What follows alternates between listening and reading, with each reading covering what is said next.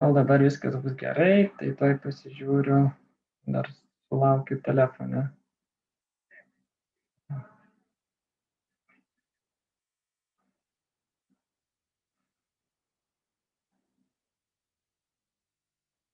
Taip, tai sulaukiau ir telefone informaciją, kad taip, tai šiandien tema apie dienotvarkę gamtos ritmu. Tai šiandien truputį kita ne su mitybos susijusi tema, bet tuo pačiu vis tiek susijusi su vata, pita, kapą, šitomis energijomis tema. Tai labiau liečianti bendrai gyvenimo būdą, nes svarbu ne tik irgi ką valgome, bet ir ką darome skirtingų dienos metu. Tai ir miegame, ir dirbame, ir ilsimės. Tai tiesiog remiantis Ayurvedos tais principais yra rekomendacijos, kada ką palankiausia daryti, nes pačios energijos gamtoje, vyraujančios energijos tiesiog leidžia palaikyti ritmą. Mums tiesiog reikia sąmoningai prie jo prisiderinti, nes jeigu išeinam iš ritmo, natūraliai gali kilti sutrikimai. Tai aš esu Mindaugas Mitkevičius ir kuo dalinuosi, tai būtent Ayurvedos žiniomis, kurias įgijau studijų metu ir asmeninę patirtimi. Tai tiek per praktinius dalykus, tiek per teorinius. Taip, tai ką, tada judame toliau.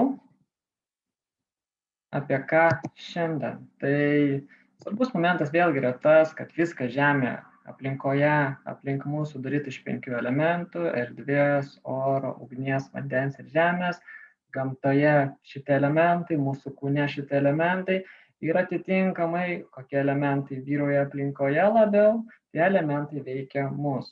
Tai dėl to visa gamta, visos energijos gamtoje tiesiogiai veikia mus, viena dalim būtent per šituos elementus.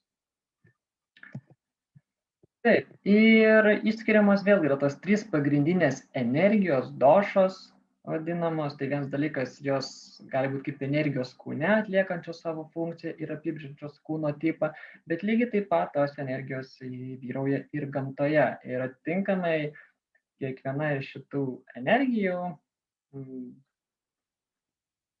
yra tam tikrų elementų sankaupa, o elementai pasižymi savo savybėmis. Tai pirmoji energija arba doša yra sudaryta iš erdvės ir oro elementų ir, kaip savo tokiamis savybėmis pasižymima, kas aktualu būtent, jeigu aplinkoje tai vyksta, tai lengvumas, mobilumas, subtilumas. Tai įvairūs vėjai, bet kokie subtilesni tokie judėjimai, poslinkiai, viskas, kas juda, tiek žmogaus kūne, tiek gamtoje juda dėl vatos. Tai vienas dalykas, galbūt tiesiog vėjas, bet ir visa kita, kas juda, visi elementai, visos molekulės ir panašiai, viskas juda gamtoje dėl vatos. Tai lengvumas, mobilumas, subtilumas, tokios esminės vatos savybės. Pita kaip energija, jinai pagrinde sudaryta iš ugnies elemento, tai yra ugnies elementas reiškiasi per šią energiją ir pagrindinės savybės yra tokios kaip ir aktyvumas, užkūrimas, liepsna, toks iniciatyvumas, tada skvarbumas, nes ugnis yra skvarbi, prasiskverbimi tai subtiliausius dalykus, aštrumas, vėlgi, stipri skvarbi energija. Lygiai taip pat yra lengvumas, nes ugnis lengva ir karštis. Arba dar galim vadinti, kad transformavimas, transformacija. Tai yra pita, ugnies energija atsakinga už transformaciją. Ir kapos energija, trečioji energija yra sudaryta pagrinde iš vandens ir žemės tų elementų kombinacijos. Ir pagrindinės savybės yra sunkumas, lėtumas ir inercija. Vien dėl to, kad vanduo, žemė yra kaip sunkus elementai, na, tada ir išjudėti sunkiau, tada lėtesni pokyčiai, lėtesnis toks, vangumas, tingumas ir inercija, kad kai sunkiai išjuda, bet kai išjuda, tai jau ir sunkiau sustabdyti. Va, tas inercija, va, palaikymas ten, kur yra, bet jeigu kažkaip kitaip išjudama šios energijos, tai jinai ir palaiko tą judėjimą. Tai va, tas yra inercija palaikyti būvį, palaikyti struktūrą, palaikyti kažkokią sankaupą ir panašiai. Tai va, vata, pita, kapha gamtoje vyrauja. Ir šitos energijos vyrauja, vėlgi, kaip ir kūne yra visos energijos atliekančios savo funkcijas, lygiai taip pat ir gamtoje yra jos visos tos energijos. Tiesiog tam tikrų metų vienos energijos reiškiasi labiau nei kitos. Ir va čia jau ganai perinam prie konkrečių laikų. Kaip tos došos, tos energijos kinta gamtoje visos paros metu. Tai yra 24 valandas per parą ir kaip tos energijos kinta. Tai, jeigu taip pasakyti, kad, kita diena labai priklauso nuo to, kitos dienos kokybė, kada mes nueiname miegoti ir ar mes gerai išsimiegame. Tai dėl to ir aiškinti galvata visą tokį kaip ir laikrodį arba tų energijų kaitą, došų kaitą, būtent pradėsiu nuo vakaro. Tai jeigu kalbėti apie vakarą nuo 18 iki 22 valandos, kas 4 valandas tas energijos keičiasi. Nuo 18 iki 22 valandos vyrauja kaphos energija. Kaip jau minėjau, tas sunkumas, lėtumas, inercija. Būtent tokia energija tiesiog veikia ir mūsų nuotaiką, mūsų savijautą, mūsų protą. Nuo 10 valandos vakaro ar nakties, kaip jau kada, vasara gal ir vakaras, žiemą tai gili naktis, tai nuo 10 iki 2 nakties vyrauja pitos energija. Va ta ugnies energija, karštis, gal ne tiek karštis, bet transformavimas, transformacija ir vairūs aktyvumas ir panašiai. Tai būtent šituo laiku. Nuo 2 nakties iki 6 ryto vyrauja vatos energija. Oras ir erdvė. Tai yra lengvumas, mobilumas, subtilumas. Būtent tokia energija. Ir paskui nuo 6 ryto iki 10 valandos vėl kaphos energija, vėl kažkoks vangumas truputį, galbūt lėtumas, tam tikra inercija. Nuo 10 dienos arba ryto 10 dienos iki 2 dienos arba nuo 10 iki 14 valandos vėl pitos energija, vėl vidudienio metas, saulė aukščiausiam taške. Ir tuo pačiu ir pitos ugnis dar didesnė, dar labiau šildanti, dar labiau transformuojanti. Ir nuo 2 dienos iki 6 vakaro vėl vyrauja vatos energija. Vėl lengvumas, subtilumas, ir paskui vėl kartojasi vėl vakaras, vėl kapha, pita, vata. Ir tokiu būdu, tokiu cikliškumu, kas 4 valandas vis persijungia, tai vienos energijos dominavimas, tai kitos. Tai šitų došų. Ir būtent šitais momentais labai palanku tam tikrus dalykus daryti ir tam tikrų dalykų nedaryti. Čia tiesiog nuolatinis toks ciklas, ritmas, kaip došos keičiasi. Ir mums svarbu prie šito ritmą prisiderinti su miego režimu, mitybos režimu ir veiklų režimu, poilsio ir darbo režimu. Tai vėlgi, pradedam nuo miego. Vienas iš dalykų, vėlgi, galbūt tam tikros rekomendacijos vėlgi yra girdėtos, žinomas, bet mano tikslas yra labiau paaiškinti, o kodėl tokios rekomendacijos, būtent remiantis šitų došų, šitų energijų pokyčių gamtoje. Nes tiesiog būtent, tos rekomendacijos irgi negimė šiaip, kad, kažkas sugalvojo ir pasakė, kad taip yra gerai. Dėl kažkokių stebėjimų, dėl kažkokių įžvalgų ir panašiai, tai čia tas ayurvedinis požiūris vėlgi akcentuojant pagal tos kapos, pitos, vatos energijų pokyčius gamtoje. Tai miegas. Labai gerai yra nueiti miegoti iki 22 valandos. Kodėl? Tai jeigu nuo 6 vakaro iki 22 valandos vyrauja kapos energija, kaip minėjau, tas sunkumas, tokia inercija, galbūt vangumas jau, juslės po truputį, juslės, na tai rega, pojūčiai, rega, klausa, lytėjimai po truputį blanksta, ta kapos energija blokuoja tam tikrus kanalus kūne, na, ir na, pats toks kūnas jau nebe tokia koncentracija, ir esmės pati gamta kapos energija mus migdo. Tiesiog atjunginėdama jusles, tokia suteikdama apatiją, galbūt vangumą, ir dėl to iki 22 valandos labai gerai yra užmigti. Būtent tai kapos energija. Tiesiog lengviausia yra užmigti, nes pati gamta mus tiesiog spaudžia prie lovos, tą kapos energiją ir migdo.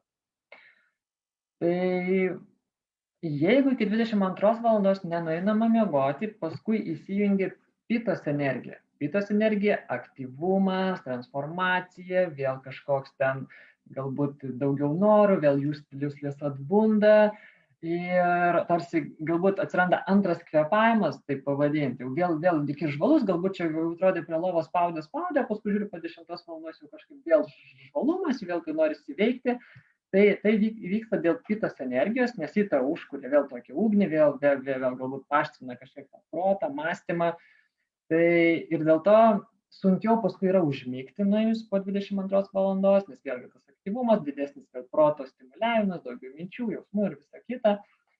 Tai, bet jeigu nenueinama miegoti, tai vienas dalykas sunkiau užmigti, o kitas dalykas, jeigu galvojama, o čia dabar galiu labai susikaupti, vėl padirbėti ir panašiai, na tai čia jau sveikatos sąskaita tai daroma, nes šituo metu reiktų miegoti, kad miego metu, kai įsijungia pitos energija, jinai virškintų, transformuotų mūsų dienos patirtis, informaciją ir panašiai sudėliotų į lentynėlės, nu tikrai, kad protas pailsėtų, nes protas ilsisi iki 24 valandos, iki 24 valandos nakties, iki vidurnakčio. Tai tuo metu miegant dėliojasi į lentynėlės galvoje visi įspūdžiai, patirtis ir panašiai. Tai jeigu nenueinam miegoti, iki 12 atsigulam dar vėliau, dar sunkiau užmigti, o jeigu užmiegam, tai lieka nesusidėlioja, tiesiog, na, praeitotimus galbūt įspūdžiai, nesuvirškinta informacija, ryte atsikeliam galbūt didelę galvą, nes dar neapmąstyta viskas, na ir tiesiog kita diena būna prastesnės kokybės. Tai dėl to iki 22 valandos kapos metu svarbu nueiti miegoti ir, žinoma, užmigti. Užmigti, kad jau paskui miegotume pitos energijos metu. Dar vienas svarbus momentas yra tas, kad miego trukmė, tai pavadint, kabutėse, iki 24 valandos dvigubinasi. Kitaip sakant, miego kokybė, kurį laiką mes pramiegame iki vidurnakčio, tas poveikis, ta kokybė dvigubinasi. Na, kaip pavyzdys, jeigu nueinam 20 valandą užmiegam ir pamiegam iki 12, na, 2 valandas, nuo 22 iki 24, kaip ir 2 valandas pamiegojom, bet kūnas, protas, tas atsišviežinimo pojūtis, miego pojūtis, dvigubina tą poveikį ir, na, jaučiamės taip, tarsi būtume miegoję 4 valandas. Kitas dalykas, jeigu nueinam miegoti 8 valandą vakarą, na, tarkim, 20 ir iki 24 valandos pamiegame. Kaip ir, na, šiame mastelė miegojam 4 valandas, bet mūsų kūnas, mūsų pojūčiai, mūsų protui atrodo, jis jaučiasi taip, tarsi būtų pamiegojęs 8 valandas. Tai yra ta kokybė. Ta kokybė yra tarsi 8 valandų miego ir tuo pačiu geriausiu metu. Nes po 12, po vidurnakčio jau, kai eina tos valandos, jau skaičiuosi iki po 1 valandą. Tai jau nieks nebesidvigubina, bet tas iki vidurnakčio laikas dvigubina miego kokybę. Tai dėl to irgi svarbu net ne tiek, kiek laiko išmiegota, bet iš tikrųjų kada miegota, kada nueita miegoti. Tai geriausia miego kokybė yra iki vidurnakčio. Iki vidurnakčio. Ir kėlimosi laikas, tai geriausias iki 6 valandos ryto, nes nuo 2 nakties iki 6 valandos vyrauja vatas energija, lengvumas, subtilumas, mobilumas ir ta vatas lengvumo energija, tiesiog oras, vėjas, erdvė, tarsi kelia mus iš lovos, būdina, prikelia ir tiesiog mes atsikėlę šituo metu jaučiamės, tikrai tokie pailsėję ir aktyvūs, nes tiesiog vatos energija yra lengva ir net galbūt jeigu ten po ilgo miego, jeigu galbūt net ir anksti nuėjome miegoti, bet atsibudam vatos laikotarpiu, tai labai gerai jaučiamės, vatos energija kelia, prikelia. Dėl to labai gerai atsikelti dar vatos laikotarpiu. Po 6 valandos rytą įsijungia kapos energija ir jeigu jau atsikeliama vėliau, po 6, 7 ar dar vėliau, jau kapos energija, tiesiog jau po 6 valandos kapos energijas pradeda spausti. Sunkumo energija vėl atsiranda, vėl inercija, vėl lėtumas, vangumas ir tiesiog prabudus tuo metu, arba jeigu užsigulinėjama lovoje dar vatos laikotarpį, bet paskui jau pereinama į kapos laikotarpį, tai jau sunkiau yra atsikelti, jau kažkaip ir nesinori, ir tingisi, ir dar kažkas, tai čia dėl kapos energijos, kuri vėl spaudžia į lovą, vėl tu miegok, vėl tu ten galbūt nieko nedaryk, tokia vangumo, sunkumo energija. Dėl to ir yra svarbu atsikelti, ne tik, kad atsibusti, bet grinai fiziškai pakilti iš lovos ir jau eiti į dieną. Dieną iki 6 valandos. O ar ten 5, ar 4, ar prieš 6, tai kaip jau pavyksta. Tai aišku, geriausia atsikelti natūraliai, be žadintuvo, kad ne iš kažkokios miego fazės, kur ten vėlgi gali būti tas suskambėjimas nepalankiu metu ir nesvarbu, kad ten galbūt vatos laikotarpis suskambės, bet ten galbūt gilesnė miego fazė ir prabudins vis tik tokioj nelabai kokioj būsenoj. Tai svarbu ugdytis tą įprotį geriau kuo anksčiau eiti miegoti, kad jau paskui atsikelti be žadintuvo. Tai čia tiesiog vėlgi, žadintuvo reikia tik tada, kai trūksta miego, bet jeigu miego yra pakankamai, o pakankamumas užtikrinamas tada, kada einame miegoti, tai tiesiog tada natūraliai yra atsikeliama dar vatos laiku. Taip, tai čia kas liečia miegą, kada eiti miegoti, kada geriausia miegoti, kurio metu iki vidurnakčio, nes kokybiškiausias miegas ir kada geriausia keltis, iki 6 valandos ryto. Dabar kas liečia mitybą. Mityba, maistą, tai pusryčiai, vėlgi, jie vis tiek jau daugiau mažiau kapos laikotarpį būna, nuo 6 ryto iki 7, 8, 9 įprastai, ar ten, tai geriausia, kad jie būtų lengvesni, vien dėl to, kad tuo metu gamtoje vyrauja kapos energija, sunkumo energija. Tai virškinimas dar nėra pakankamai atsibūdęs, gal taip pavadinti, nėra geriausio tokio aštrumo, apetito. Tai pusryčiai turėtų būti lengvesni, kad kažkiek kompensuota vatos energija. Tai ir vaisiai, ar kažkokia ten lengvesnės košės, bet tiesiog kažkoks lengvesnis maistas. Lengvai virškinamas, lengvesnis maistas. Pietus turėtų būti sočiausia, tai jau pietos laiku, ten 12 valandą, 1 valandą, 11 valandą. Tai vienas dalykas ir saulė yra aukščiausiam taške danguje, tai saulės energija, ugnies energija padeda virškinti, pietos energija vyraujanti gamtoje lygiai padeda virškinti. Ir virškinimas labiausiai atsibūdęs, labiausiai pasiruošęs, o dabar suvirškinti kaip ir sočiausią patiekalą. Tai čia jau, kaip sakant, galbūt tas valgomas turėtų būti vidudienį, sunkiausiai virškinamas, tos sočiausias maistas. Nes tiesiog pietos energija padeda jį suvirškinti.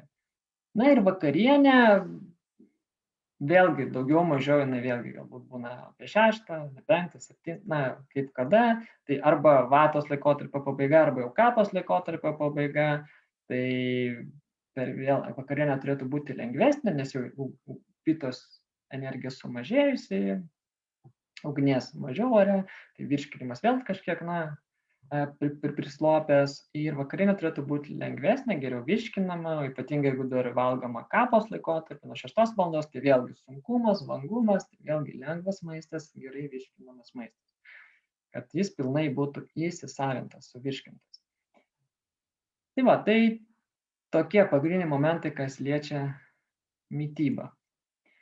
Ir veiklos.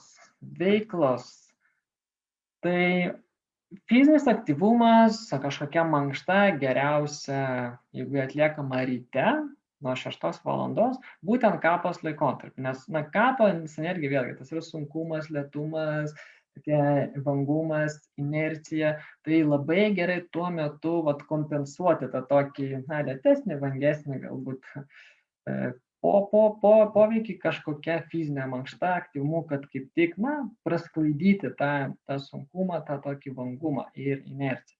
Tai dėl to geriausia mankštintis ryte, išsijudinti, kad kompensuoti tą aplinkoje esančią kapos energiją ir tiesiog sklandžiai įsivažiuoti energingam ir įkvėptam į dieną. Protinis darbas geriausias pitos ir vatos laikotarpiu, tai dieną link vakaro, nuo 10 valandos ir daugiau mažiau iki 6 valandos, tai pita vėlgi aštrus protas, mąstymas, logika, visokie planavimai, toks konkretumas, aštriausias protas. Geriausiai, kaip sakant, dirba smegenys.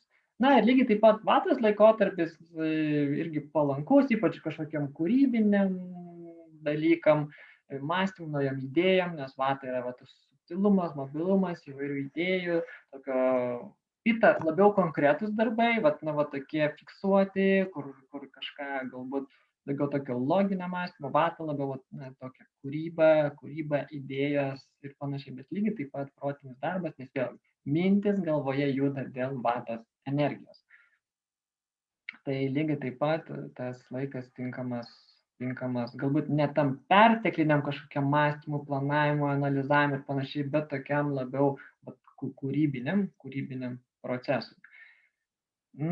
Ir poilsio geriausias laikas yra vakare, 6 val. Vakaro, 18 val. Vakaro, vien persijungiama į kapos energiją, vangumas, lėtumas ir dėl to čia geriausia jau protas jau nebe toks šviežias, jau toks apspangęs galbūt kažkiek dėl tos kapos energijos ir kūnas galbūt irgi jau kažkiek vangesnis ir tuo metu tiesiog jau gerai kažkokie užsiimti raminančią, lengvą veiklą, ir žinoma po truputį artėti link miego, kad užmigti to kapos laikotarpį.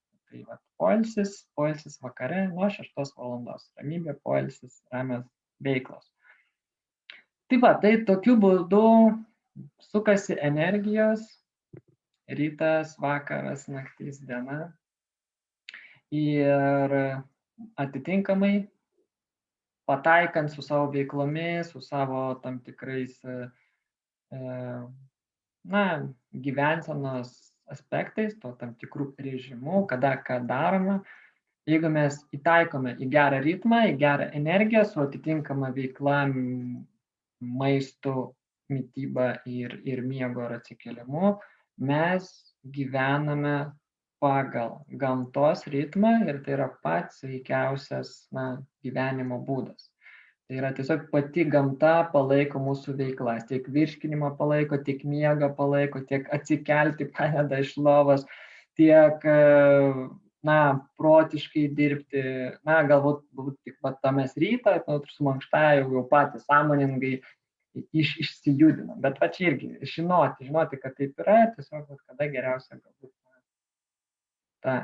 suaktyvinti kraujotaką, suaktyvinti galbūt tą kvėpavimą, tokią cirkuliaciją, išjudinti visą kūną, kad tiesiog vėlgi diena būtų dar energingesnė ir sklandesnė.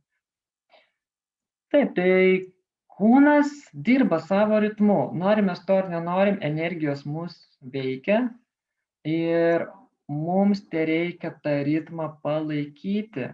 Palaikyti tą ritmą ir svarbu tą ritmą palaikyti kiekvieną dieną. Čia irgi tas svarbus momentas, kiekvieną dieną, tai Gamtoje nėra savaitgalių, nėra švenčių, nėra darbo dienų, nėra nedarbo dienų. Gamtoje viskas cikliškai, kiekvieną parą tas pats per tą patį, tas pats per tą patį. Tai ir mes lygiai taip pat turėtume gyventi tokiu ritmu, nesvarbu ar darbo diena, nedarbo diena, ar savaitgalis, ar nesavaitgalis, šventė, nešventė, turėtume eiti miegoti atitinkamų laikų, keltis atitinkamų laikų, valgyti atitinkamų laikų, na, dirbti ir panašiai ir poilsiauti lygiai atitinkamų laikų. Tada gaunasi balansas ir gamta tiesiog palaiko. Kūnas dirba savo ritmu, mums tiesiog reikia prie jo derintis, o ne eiti prieš gamtą. Nes einant prieš gamtą gaunasi disbalansas, disharmonija, o ten, kur nėra balanso, pradeda atsirasti sutrikimai ir panašiai. Tai ir protas nedirba, ir miegas sutrinka, ir nėra jėgų galbūt ir pajudėti, ir pasportuoti, ir visą kitą. Na, tiesiog. Tai gyvenimas gamtos ritmu padeda palaikyti sveikatą. Na, arba jeigu yra sutrikimai, tai tą sveikatą daug greičiau, lengviau sugrįžti. Taip, tai tokie komentarai apie energijas, Vata Pitta Kapha, apie šių došų pokyčius gamtoje. Ir ką, kada daryti. Na ir vėlgi daugiau informacijos galima rasti puslapyje www.darnigyvensena.lt arba šiame Facebook'o puslapyje Darni gyvensena. Tai tiek mitybos aspektų, tiek tolėliau ateityje ir gyvensenos aspektų, kaip ir šioje temoje. Tai pasižiūriu, galbūt yra kažkokių komentarų, tada ir pakomentuočiau iš karto į šią temą.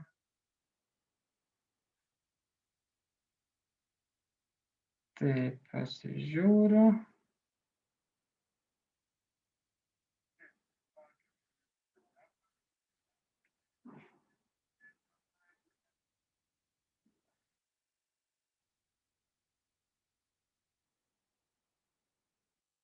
Tai kol kas komentarų kaip ir nematau, tai jeigu kažkokių klausimų yra, ar pasitiksinimų, ar į šią temą, į dienotvarkę gamtos ritmų, prisitaikymą prie paros ritmo, tai galit kažką pakomentuoti ir aš dar gyvai atsakysiu. Na, jeigu, žinoma, pakomentuosite vėliau, pažiūrėk, galbūt vėliau įrašą, tai irgi galit pakomentuoti, tai jau atsakysiu arba kažką patarsiu, rekomenduosiu, tiesiog atsakęs raštu. Taip, yra Birutės klausimas. Kai persukinėjamas laikas, kaip tada? Na, tai iš tikrųjų, kadangi gamtoje laikas nesisuka, tai mums persisukinėjimas, dėl to ir nėra palankus. Mes, žinoma, kažkiek kūnas taikosi prie vieno laiko, prie kito laiko ir, galėtų būti toks, kaip ir du tokie variantai. Vienas variantas gali būti, kad mes visada laikomės kažkokio fiksuoto savo laiko, pavyzdys, gerai, ten iki 10 miegam, iki 6 valandos keliamės. Ir jeigu pasisuka laikas kažkuria kryptim, tai mes atitinkamai į vieną arba kitą pusę, o tada galbūt 9 miegam, 5 keliamės, ar ten 11 miegam, 6 keliamės, 7 tiksliau. Ta prasme, galime ignoruoti, kaip pasisuko, mes vadovavomės, mes nepereidinėjom prie naujo ritmo. Bet dažniausiai, vis tiek, norim, nenorim, vis tik yra tokia, jeigu darbai, dar kažkokios visas veiklos, vis tiek, viskas lieka tuo pačiu metu, nors, kaip sakant, pasisuko laikas. Tai, kad išvengti, bet vėlgi tokio galbūt staigaus pokyčio, nes vėlgi viskas, kas vyksta staigiai, lygiai taip pat gali truputį irgi išbalansuoti, kas yra netikėta, greitas, staigų lygiai taip pat. Jeigu ten ėjome miegoti 10 valandą, tai galbūt iškart 9 valandą neužmigsim. Arba jeigu ten, nežinau, kėlėmės ten 5 valandą, tai dabar keltis galbūt 4 valandą iškart, jeigu ten, žiūrint į kurią pusę tas laikas sukamas. Tai mano rekomendacija būtų tiesiog žinant, kad tam tikrų metų bus sukamas laikas, tai tiesiog žinoma iš anksto, rudenį, pavasarį, konkrečios datos yra, tiesiog prieš porą savaičių, 3 savaitės, gal netgi mėnesį po truputį, na, kaip sakant, arba ankstinti, arba vėlinti tam tikrą momentą, kad, na, kaip sakant, pasukus laikui, arba, nu, vėl grįžtume prie, nu, kaip sakant, tų pačių skaitinių viršių, ten 10 valandą ar 6 valandą. Tai tiesiog pratintis po truputį. Vat, na, blogiausias vėlgi dalykas yra staigus pokytis. Vat, gyvenam taip, pasukom laiką ir jau nuo kitos dienos jau gyvenam pagal naują laiką. Tai ne, tai geriau savaitę, 2 prieš ten judėti jau po truputį, arba ankstinti, arba vėlinti, ten po 5 minučių, po 10 minučių tarsi prisitaikyti. Na ir pasukus laiką, arba jau, jeigu mes prisitaikym iki to, tai tiesiog jau iškart pagal naują laiką gyventi, arba po truputį dar artėti vėl prie to jau naujojo laiko. Tai nuoseklumas tiesiog po truputį ilginti arba trumpinti tą laiką. Tai tiesiog, na, kaip ir būtų tokia rekomendacija. O žinoma, aišku, na, geriausia, kad tas laikas nebūtų sukinėjimas, nes žmonėms tai jokios naudos iš to, na, fiziniai sveikatai jokios naudos, čia tiesiog pramoniniai dalykai ir panašiai, ten mažiau elektros sunaudoti ar panašiai, bet, na, ne žmonių sveikatai tas sukinėjimas yra. Tiesiog mes turim, na, saikingai, ramiai, reguliariai iki to pradėti prisitaikinėti, na ir po to, jeigu dar yra kažkoks tarpas, irgi po truputį prisitaikinėti prie to laiko. Ir, na, jau paskui vėl gyventi jau įprastu metu. Tai tiesiog. Nes dar vienas dalykas yra, kai iš vis vykstama į kitą šalį, laikytas laiko juostas, tai vėl prasideda visokie niuansai. Tai jeigu, na, vėlgi, išvykstama ten dieną ar kelioms, tai geriausia vadovautis Lietuvos laiku, na, arba įprastų laikų ir grįžti į tą patį, na, jau laiką. Bet jeigu, aišku, išvykstama ten savaitį, 2, 3 arba, na, iš vis ilgiau, nu, tai taip, po truputį vėl kažkaip mėginti derintis prie to laiko. Tai čia, nu, dar didesnis tas pokytis būna visam organizmui, kol jisai ten susibalansuoja. O būtent tokie pokyčiai labiausiai išbalansuoja vatos energiją. Vatos energija ir vėlgi daugiau minčių, daugiau visokio galbūt nerimo, streso, prisitaikymo, baimių galbūt atsiranda, toks lengvumas, na, ir panašiai, galvoje, prote. Tai čia pirmas dalykas, kas yra paveikiama būtent vatos energija kūne per visus šitos tokius pokyčius.